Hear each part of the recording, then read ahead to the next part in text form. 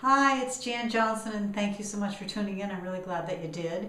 And today's lesson, if you will, on telling stories is connecting with the audience, knowing how to read your audience when you're telling a story, and basically being prepared to be able to move about or switch gears if something in the eyes or body language of your audience is indicating to you, if you are intuitively connecting, that they want to move on or switch gears or something like that.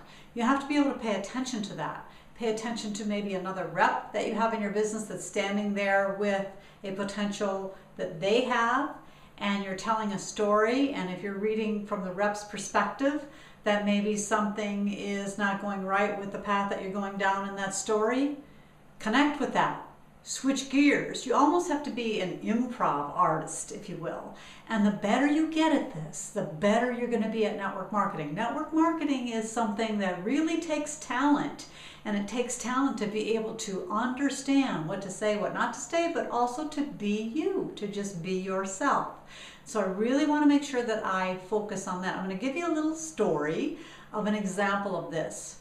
When I was at IBM and I had 1,000 controllers around the world, and I would have maybe a member of my team, an employee, present to a VP. This was considered an honor on the employee's part that they were getting to present and show their skills to that vice president.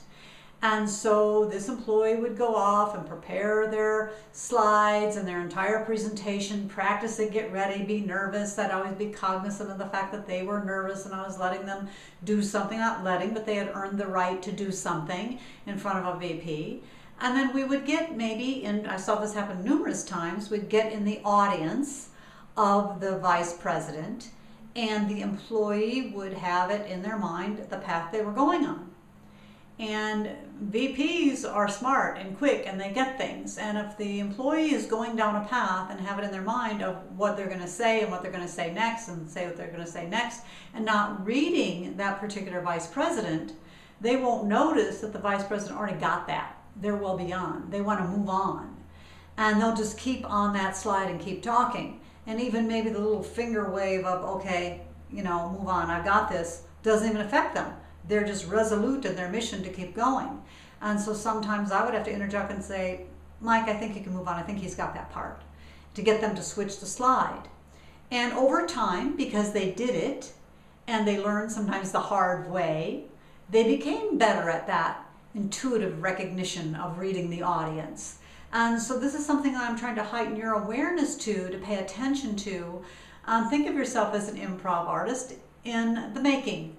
And that you too can be very good on your feet, just starting out in day-to-day conversation, and then eventually as you're moving on to bigger and larger audiences. So if this video helped you, please comment and share. Again, I'm Jan Johnson. You can visit my blog daily at thejanjohnson.com. Thank you so much for tuning in.